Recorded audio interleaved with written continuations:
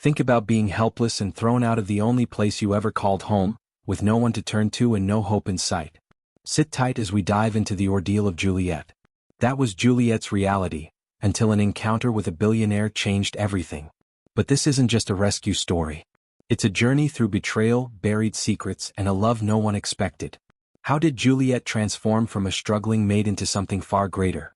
In a small town where whispers turned into headlines, Juliet lived quietly. Orphaned, reserved, but remarkably hardworking, she had only one anchor in life: a job at a modest laundry shop. There she washed, ironed, and folded clothes for people who barely acknowledged her. That tiny shop wasn't just her workplace, it was her home. A thin mat in the corner served as her bed, and she owned only a single cup and plate. Yet she remained thankful. "At least I have a roof over my head," she often murmured. One morning, while seated on her mat drinking a bowl of watery pap, Juliet prepared for another long day. Her boss had just opened the shop when a striking woman in bright yellow lace entered. Juliet, rushing to freshen up, accidentally collided with her. "Are you blind?" the woman snapped, glaring at the soaked dress. "I'm so sorry, Ma," Juliet pleaded, reaching to help. "Don't touch me. Do you even know how expensive this dress is, you filthy girl?" Juliet's heart pounded. "Please, Ma, it was an accident." But the woman stormed into the office, furious. "Fire her," she yelled at Juliet's boss. "If she stays, I will take my business elsewhere. And don't forget, my fiancé is one of your biggest clients." The weary boss tried to reason with her, but she refused to budge. Finally he called Juliet. "You've been a loyal worker," he said softly, "but I can't lose her. I'm sorry, you have to go." Juliet dropped to her knees, crying. "Please, sir, this is my only home. I'll do better, just don't send me away." But his mind was made up. Juliet's world collapsed as the woman sneered, "That'll teach you to watch where you're going." Later that evening, Juliet wandered through the streets, carrying a small bag with all her belongings. The sky darkened and the town grew quiet. She passed an unfinished building. No doors, no windows, just bare cement walls. It wasn't safe, but it offered shelter. She climbed in and lay down, whispering, "God, please help me." At dawn, loud voices startled her awake. Construction workers had arrived, surprised to find her there. "What are you doing here?" one asked. "I'm sorry," Juliet replied. "I have nowhere to go. Please let me work. I'll do anything." The men were skeptical. "This job isn't for women. Can you handle the hard labor?" "I can," she insisted. "Please give me a chance." Eventually they agreed she could wait for the site manager. An hour later, a stern-looking man arrived, tall in a white shirt and safety boots. The workers explained Juliet's situation. He walked over, studying her closely.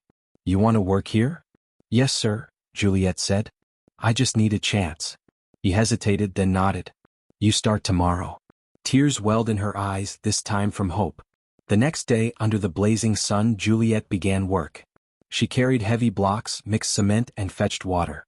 Her body ached, but she pressed on. The workers were astonished. "She's stronger than some of the boys," one joked. A week later, the building's owner, Mr. Richard, arrived unexpectedly. As he inspected the site, he spotted Juliet, sweaty and worn but working tirelessly. "Who is that girl?" he asked. The engineer explained her situation. Mr. Richard frowned. "This isn't right. Call her over." Juliet approached nervously. "What's your name?" "Juliet, sir." "Why are you doing this kind of work?" "I have no other option," she replied. "Please don't send me away." But Mr. Richard gently insisted, "You can't keep doing this. It's too dangerous." That evening the engineer broke the news. Juliet had to stop. "But where will I go?" she pleaded. "Please, I'll work harder." "I'm sorry," he said. "I believe something better is coming your way." With nowhere else to turn, Juliet moved into another half-built structure. That night, alone and freezing, she whispered, "God, why me?" Meanwhile, Mr. Richard visited the laundry to collect his clothes. While waiting, he asked the owner, "Do you know a girl named Juliet?" The owner hesitated. "Yes. Your fiancée Helen demanded I fire her over a spilled drink. She threatened to stop using our service." Mr. Richard was shocked. "Helen?" "Yes, sir." She was furious. Disturbed, Mr. Richard left, thinking of Juliet. Something about her haunted him. Days later, Juliet trudged along a quiet road, her slippers worn thin. Suddenly, headlights appeared. A black SUV pulled up beside her. The window rolled down. "Juliet." She froze. It was Mr. Richard. What are you doing out here? I have nowhere to go, she whispered. Get in the car, he urged. I don't want to trouble you. You're not. Please, get in. She hesitated, then climbed in. And as the car rolled on, Richard began to ask about her life, and listened.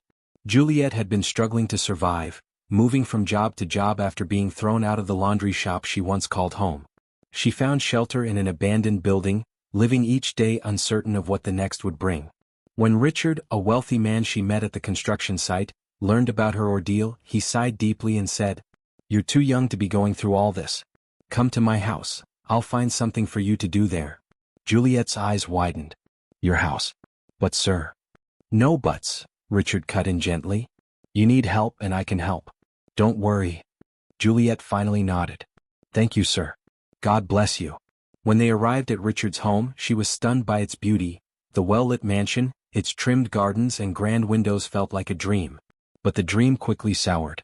As they stepped inside, Helen, Richard's fiancée, appeared and froze when she saw Juliet. Who is this? She snapped. Her name is Juliet, Richard replied calmly. She'll be staying here. Helen's voice rose. This girl? In my house. You can't be serious. Richard remained firm. She needs help. I've made my decision. You've lost your mind? Helen hissed. Do you even care what people will say? I don't, Richard replied flatly. Juliet is staying. She'll work and have a place to sleep. From that moment, Helen treated Juliet with so much disdain in the house. She barked at her over the slightest things, insulted her constantly, and restricted her from eating anything in the house. This isn't a charity home. If you're hungry, eat what you brought, she snapped. One evening, Richard returned early and found Juliet alone in the kitchen, staring at an empty plate. Juliet, have you eaten? She hesitated, then shook her head. No, sir. Madam said I shouldn't. Richard's expression hardened. He stormed into the living room. Why are you starving her? He demanded. Helen didn't flinch. I don't know what you're talking about. Don't pretend, Richard growled. She works here, she's not here to suffer. Serve her food. Helen, mocking, eventually brought Juliet a pitiful bowl of watery soup with a scrap of yam. Juliet's hands trembled as she ate through tears. Thank you, Ma, she whispered.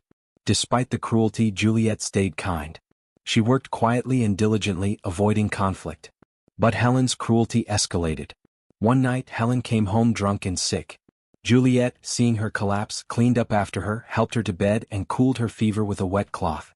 When Helen woke up, instead of thanking her, she exploded in anger. How dare you touch me with your filthy hands, she screamed, and dumped the bowl of water over Juliet.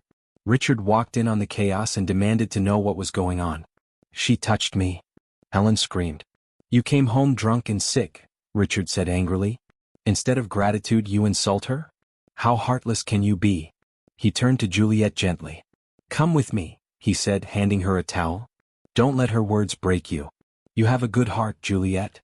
From that moment, Richard began seeing Juliet in a new light. Her kindness, patience, and humility stood in stark contrast to Helen's selfishness. He started noticing how Juliet's presence brightened the house. One day he came home with gifts, dresses for both Helen and Juliet. Helen tossed hers aside with disinterest, but Juliet clutched hers to her chest, moved to tears. No one has ever given me a gift before, she said, overwhelmed. Watching this, Helen's jealousy boiled over. You're embarrassing me, she shouted. Why are you giving her gifts? Stop this drama, Richard said calmly. Juliet is part of this household. But the next morning, Helen confronted Juliet with venom. You think you can take my man? She hissed. You think one dress makes you special? Then she stormed into the room, snatched the dress and burned it. No. Juliet cried, helpless. You'll never be good enough for him, Helen sneered. A week later, Richard offered to take Juliet to the construction site to visit her former colleagues. As she got ready, she wore an old dress. Richard frowned. Why are you wearing that? What about the new one? Juliet hesitated. I'm saving it for something special. Helen stood nearby, giving Juliet a sharp look that said, Don't you dare tell him the truth. Richard saw the fear in Juliet's eyes, and realized something was wrong. He raised his voice. Juliet, get in the car. Now. Juliet obeyed. But she knew the battle with Helen was far from over. Later, Helen pretended to make peace. I want to treat you like a sister, she said sweetly. Will you make some noodles for me? Juliet, hopeful, gladly cooked for her. But just minutes later, Helen screamed from the living room. You tried to poison me, she shrieked. What? No, Ma. Juliet cried. Richard, alarmed, rushed in. Helen accused Juliet of trying to kill her. Juliet, desperate to prove her innocence, grabbed the bowl and ate the noodles herself.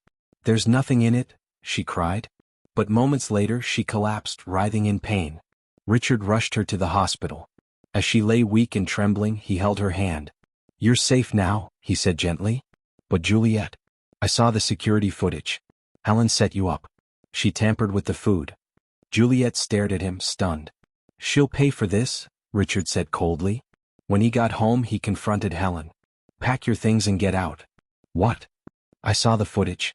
If you stay, I'll call the police. Helen, defeated, left without a word. Juliet recovered and returned to the house, resting in the comfort of safety. One afternoon, Richard sat by her side. I want to make things right, he said gently. You once told me you wanted to go back to school. I've already taken care of the arrangements. You're enrolled. Juliet's eyes widened in disbelief. You're serious?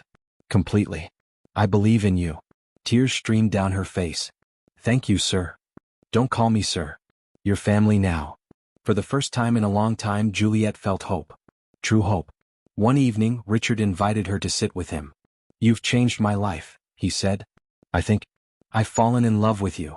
Juliet was speechless. You don't have to answer now, Richard said. But I needed to say it. A few months later, Richard called her into the living room. Dressed smartly, holding a velvet box, he said, Juliet, I want you to be my wife. Juliet gasped. But I don't know how to be a wife. We'll learn together, he said, smiling. All I need is you. Juliet nodded, tears of joy in her eyes. Yes, I'll marry you. Their wedding was intimate and beautiful. Juliet, in a simple white dress, stood beside the man who saw her heart. From an orphan on the streets, to the beloved wife of a kind man. Juliet's life was a testament to how grace, humility, and resilience can lead to redemption and love. She later went back to school and even started a foundation for girls like her, because she knew that a small act of kindness can change a life. What did this story teach you? Share your thoughts in the comments below. And if this story touched your heart, don't forget to like and subscribe. Thank you for watching, and see you in the next one.